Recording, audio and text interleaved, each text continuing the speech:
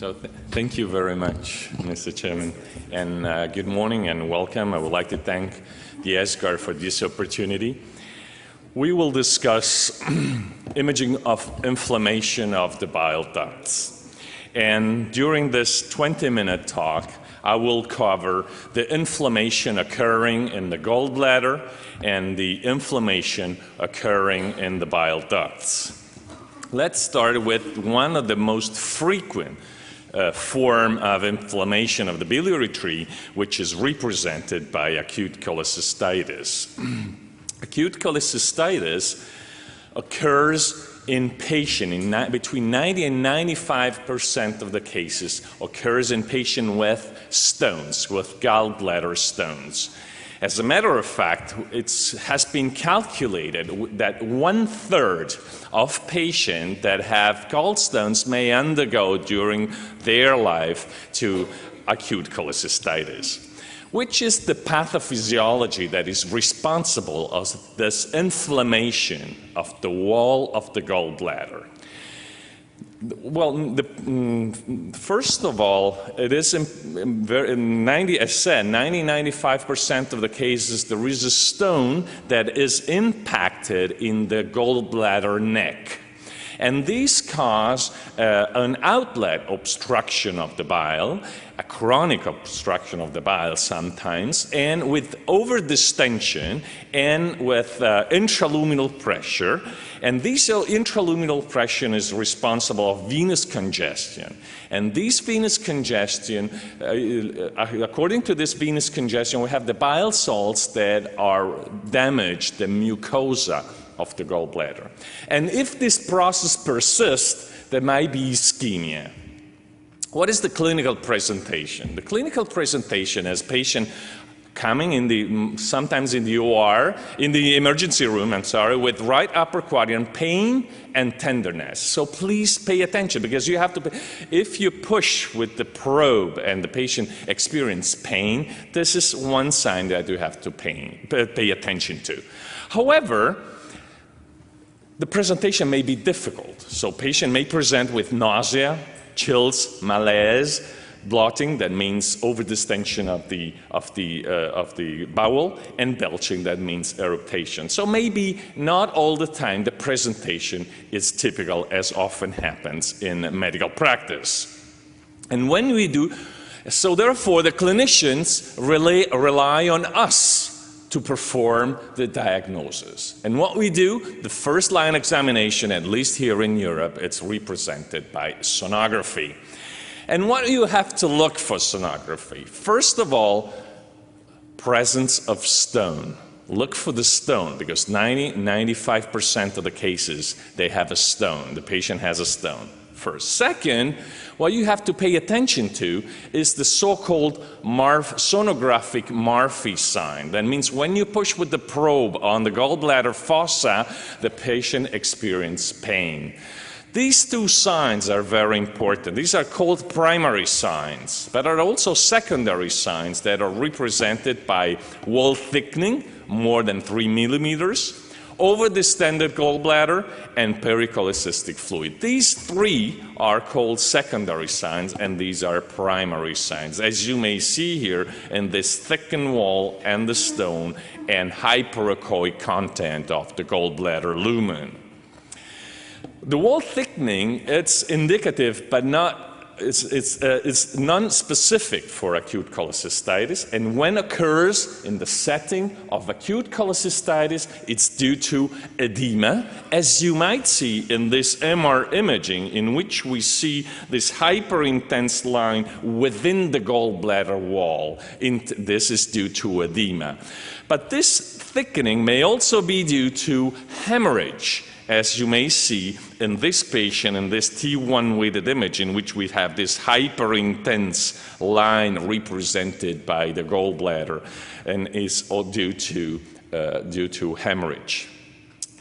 What is our accuracy? So how reliable are we for our clinicians? Well, we are reliable because when we combine the presence of stones and the sonographic Murphy signs, we have a 92% positive predictive value. So we are pretty good. So clinicians, this is what I would like to emphasize. Clinicians rely on us in making this diagnosis. We have a pivotal role in this.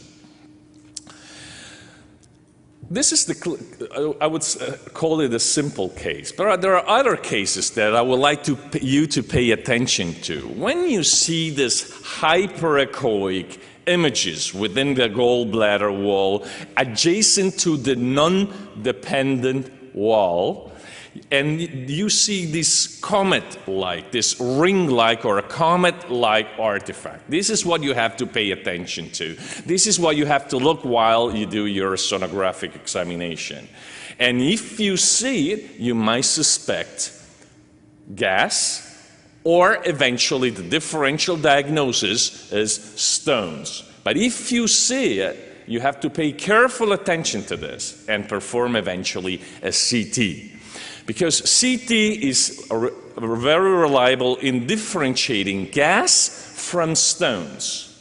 And you see it very clearly in this patient in which we have gas within the gallbladder, and it's called emphysematous cholecystitis.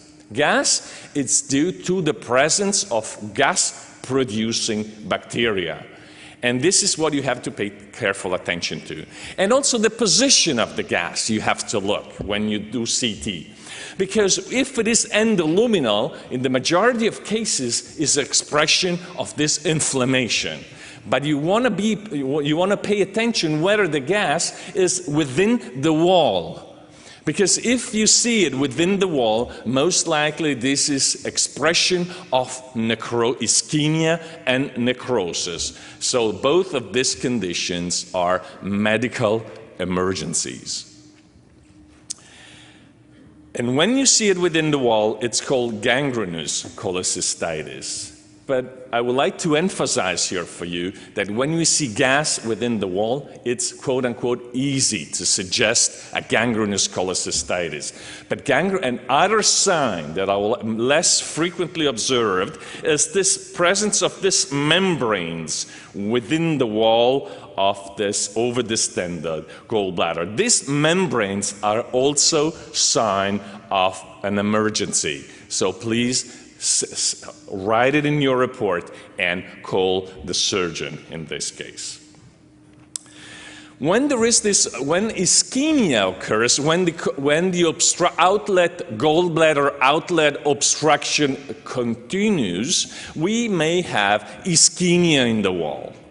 And the ischemia may be responsible of perforation. Perforation occurs in up to 1/4 of the cases when there is chronic obstruction. And we might see here this perforation of the wall. And the perforation may be acute, and in these cases we have peritonitis, a very severe emergency, or maybe subacute or chronic. This was a subacute case.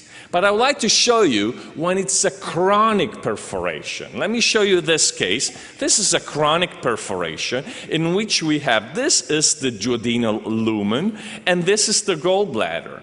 So because of this perforation, we have gas from the duodenum that goes into the gallbladder.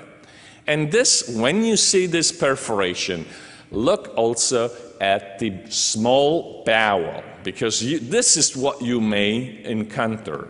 This is the stone, this is the gallbladder stone that from here goes into duodenum and progress and may be responsible of an occlusion, the so-called biliary ileus. So this is what you have to look for when there is a chronic perforation due to acute cholecystitis. With this in mind, let's move on to the bile ducts. The bile ducts, what we will discuss now is infective cholangitis. Again, infective cholangitis is an infection of the biliary tree, of the wall of the bile ducts. These obstruct, but in physiologic condition, there are no bacteria within the biliary tree. And this is due to the continuous flux of bile within the duodenum. And it's due to the presence of the sphincter of Oddi, which represent the barrier. And it's also due to the presence of the biliary salts, which have a bacteriostatic effect. So because of all these factors, bile is sterile. But when we have an obstruction, we may have stagnant bile, and these may lead to infection. The bacteria may reach the bile, and when this occurs, we have an increased intrabiliary pressure. And I would like to emphasize this because it has an important pathogenetic effect, this intrabiliary pressure, as I will say you in 1 minute. Which are the most frequent causes of obstruction? The most frequent causes is certainly represented by choledocholithiasis. This is the most frequent cause. But also iatrogenic, especially nowadays in the era of direct cholangiographies. It's also another another frequent cause, or neoplasm. This entity, cholangitis, may represent a medical emergency.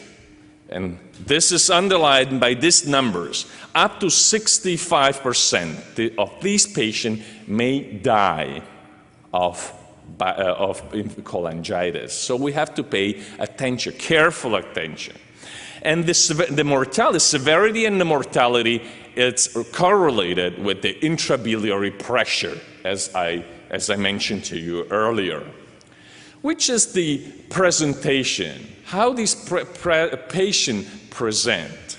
Well, here again, clinicians may have problems. So that's why we are important. That's why we have a pivotal role in this. Because the classic Charcot triad, which is represented by pain, jaundice, and fever that we remember from the School of Medicine, it's present in 75% of the cases. Only 3/4 of patients present with class 1 of these symptoms. And also the blood, if we move to the laboratory data, again, blood cultures are positive in up to 30% of the cases. Not good. So that's why we are important. But also, one more factor that I would like to emphasize for you is the immune status of the patient. Very different is the clinical presentation if the patient is immunocompetent or immunodeficient.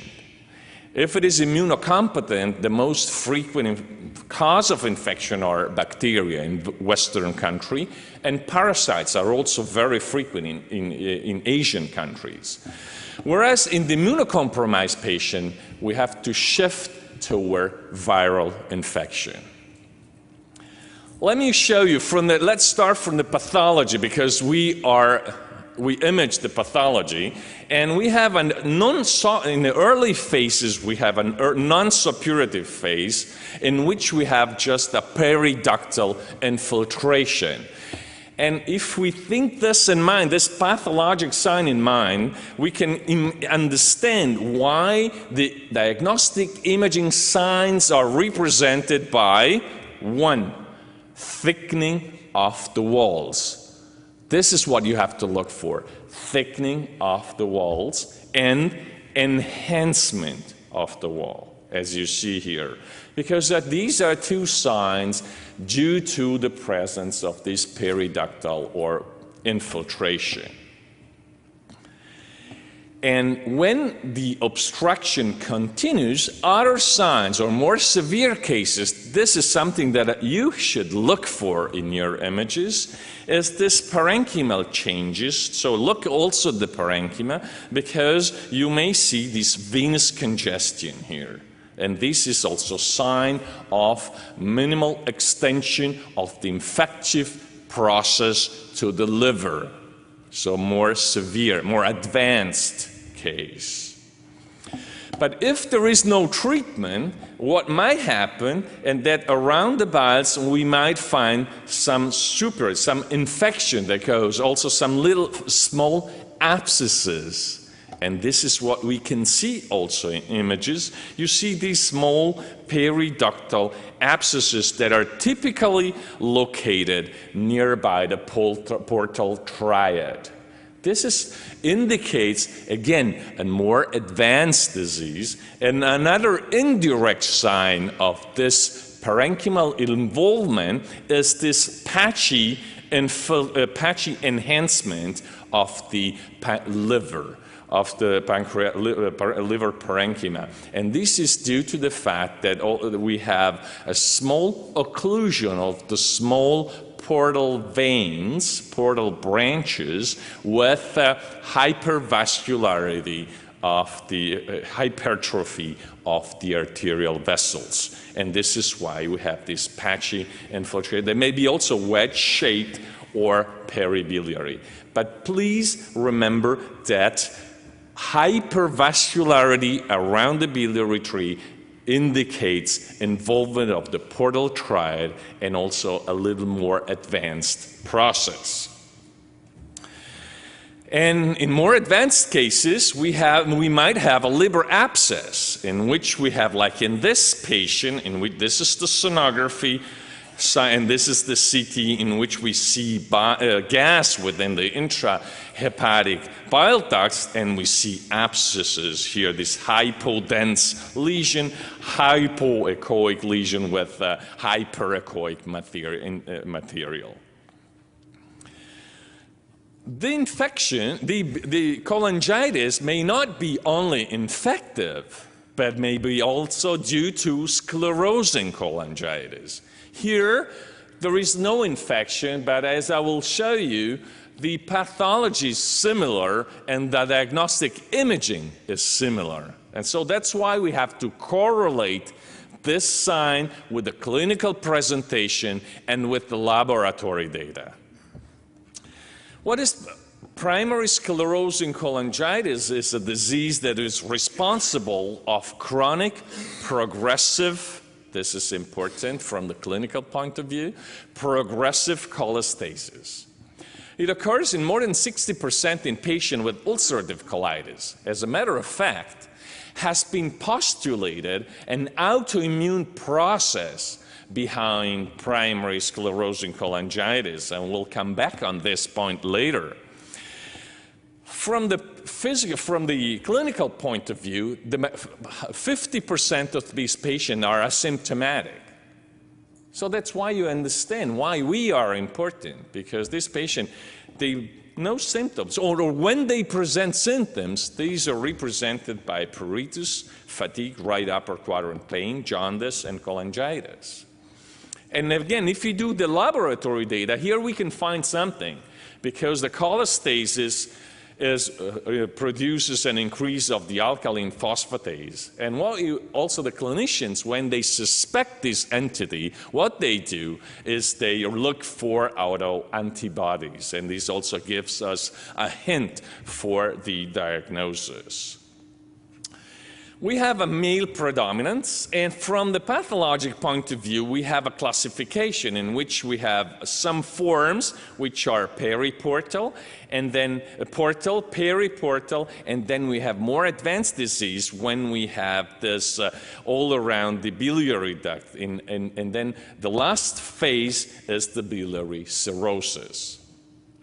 However, as we may understand, pathology, obviously, when it's done percutaneously, obviously samples one part of the liver, so may be a problem in diagnostic accuracy because the disease may be somewhere else. So this means that we are important. Which are the clinical presentations? So I would like to emphasize again this periductal infiltration, that it's important. And how this periductal infiltration reflects on diagnostic imaging. These are the signs. Thickening of the bile ducts. Thickening of the bile duct, as you see here. And this periductal thickening may be intra and extrahepatic, In 20% only extrahepatic, and only a minority, it's only intrahepatic. So the extrahepatic ducts are involved in the majority of cases, and that's what we have to look for. The common bile duct, you see this thickening of the wall, and you see also on CT in which we have thickening of the wall. This is the sign that we have to look for, because it's the expression, diagnostic imaging expression of this periductal infiltration. But since it is periductal, also the MRCP is the ERCP in the past, nowadays I would state only MRCP, in which we have, you see different signs that I will like you to emphasize for you. One, the strictures due to this periductal thickening, ductal thickening, and so we have a luminal stricture, like in this case. But when there is a stricture, there is an upstream dilatation, as you see here, and you see here, and this gives the beading appearance. And also, another sign that is represented by pruning, which is represented by the fact that small biliary ducts are occluded by the presence of this infiltration. And this is the accuracy that we show that, according to the literature, has diagnostic imaging in assessing primary sclerosing cholangitis. And we have to follow up these patients, because one of the main complications that we have to avoid is cholangiocarcinoma. 6 to 10% of primary sclerosing cholangitis may evolve into cholangiocarcinoma. And what you have to look for is the thickening of the ductal wall, like in this patient here, in which we have this thickening, and this was cholangiocarcinoma. So we have to follow up this patient in order to early depict this neoplasm and obviously do an appropriate treatment. So in conclusion, we covered the gallbladder, in which acute cholecystitis is certainly a very frequent entity, and we have to look for complication of acute cholecystitis, which are represented by these entities here. And also very important to recognize the inflammation of the bile ducts. This inflammation may be infective, but may be also due to cells, like in sclerosing cholangitis. And as I was asked by the organizers, I will show you, just to emphasize some points, I would like to show you this case. It is a case of a 60-year-old male that in November 2008 had an episode of jaundice. No fever, but jaundice, and was admitted to another hospital. And in this other hospital, he did this examination, and this is MRCP, in which we have, you see here, we have a relative stenosis here in the common bile duct. And when we do the axial images, post-contrast axial images, what I would like to emphasize for you is the presence of this thickening of the intrapancreatic segment of the common bile duct, and no thickening in here at the hilus. So, but during the hospitalization, the patient, the jaundice resolved spontaneously. No fever.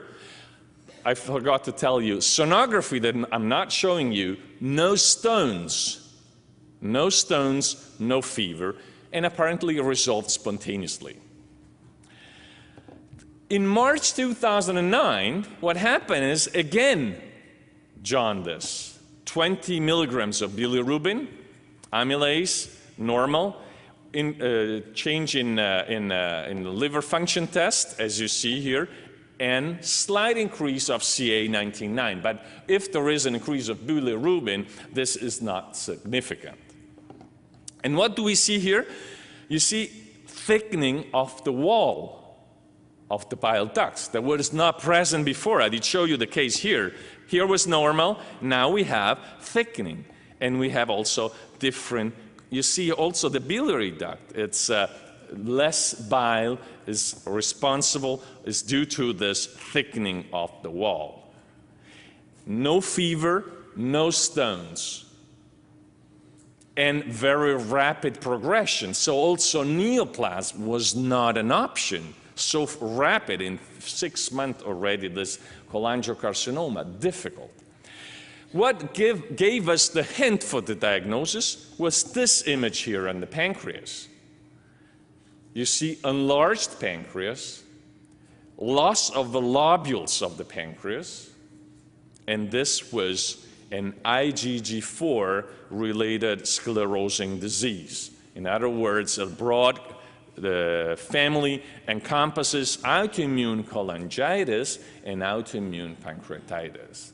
And this case, the infiltration was due to, this is an image that I do to the courtesy of Professor Zamboni that I see here, and this is this periductal infiltration due to the plasma lymphocytes and plasma cells. So this is also something that we have to bear in mind when we deal with these entities. And with this, I'm sorry, I was slightly late, and I thank you very much for your attention.